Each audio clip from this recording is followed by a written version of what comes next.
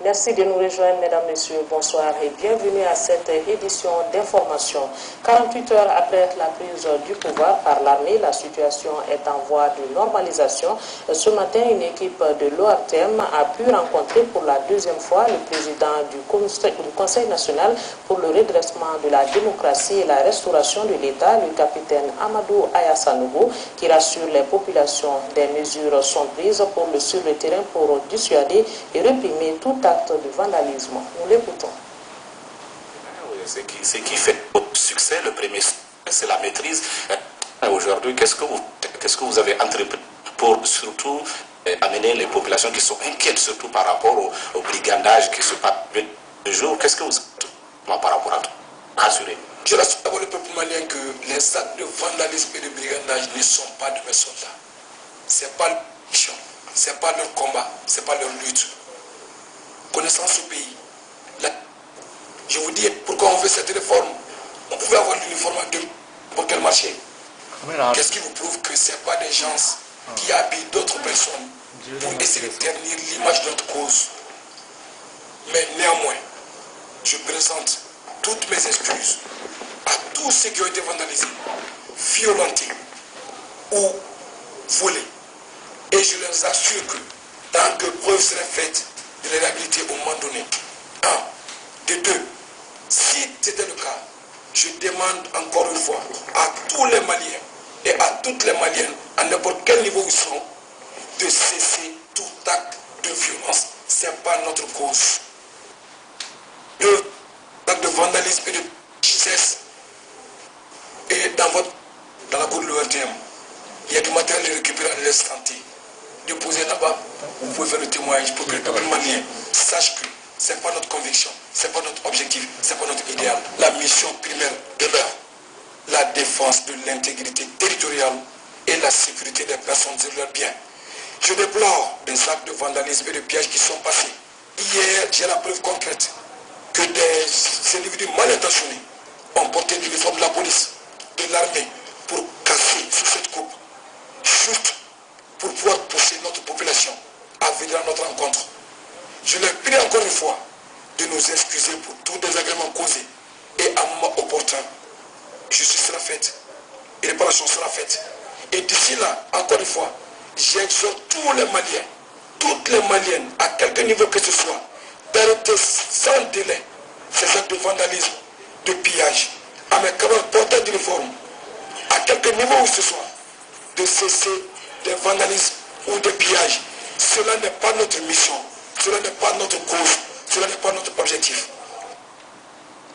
Alors, comment est-ce que le CNDR compte contrôler la situation, gérer les dossiers brûlants de l'heure comme la crise au nord? La réponse du capitaine Amadou Aya Sanogo. Vous êtes là aujourd'hui, est-ce qu'on peut dire à 2 jours après le coup d'État que vous contrôlez la situation? Je ne saurais dire tout de suite. Du fait que du matin au soir, je reçois les partis politiques, je reçois la composante civile à tous les niveaux. J'ai mes militaires qui sont là, prêts encore au sacrifice. Et je profite pour les remercier sur cette antenne, parce que seul je ne saurais le faire. Je crois que les jours à venir vont déterminer.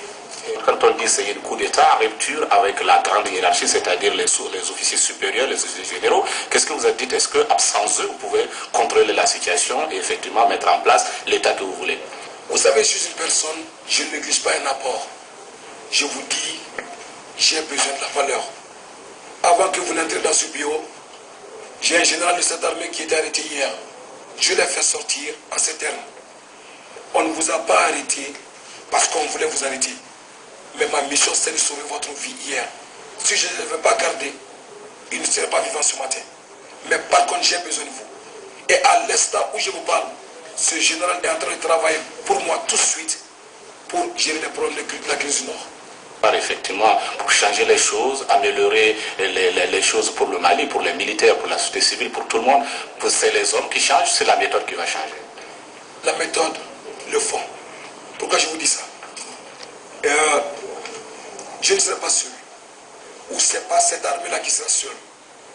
Mais je vais associer, je dis bien, toute personne ressource de ce pays pour amener ce changement dont on a besoin.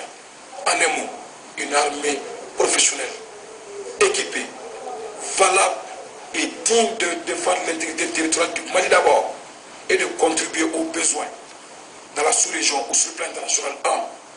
Et tout autre problème existant actuellement, que ce soit la cherté de la vie, ça fait 2 décennies, il n'y a pas d'école, la santé, tout le monde n'a pas accès, l'équité des droits, l'équité au recrutement, nous en sommes tous conscients. Mais je ne le ferai pas seul, parce que l'armée n'est pas seule dans un État. Sans la société civile, on n'a pas d'armée. J'associerai tout le monde, à tous les niveaux que ça se doit, pour faire de ce pays ce qu'on veut. Et immédiatement après, quand je vois que ma feuille de route commence à marcher, je vous en prie, je procéderai à des élections. L'ancien président ATT, qu'est-ce qu'il devient? Il est où avec ses équipes? Où est-ce qu'ils sont? Très bonne question. Mais vous savez, quelque part, en tant que soldat, j'ai mes secrets. Ça répond à votre question. Leur sécurité est garantie, vous pouvez le rassurer? On ne touche la personne. Tant que, je dis bien, tant que mes hommes, mes équipes vous prennent vivant, je te soignerai. Une fois que je les ai à main, notre devoir n'est pas de faire des exactions. Mais c'est pour protéger le citoyen au contraire. Donc dans ça, on ne peut pas nous commettre et nous permettre de faire du mal à quelqu'un. Mais ils sont remis à ce même peuple malien au moment opportun pour être jugés par les juridictions compétentes de ce pays. Inch'Allah. Ils sont au Mali, tous. Ils sont au Mali tous, sous bonne garde, sous bonne surveillance et ils vont bien.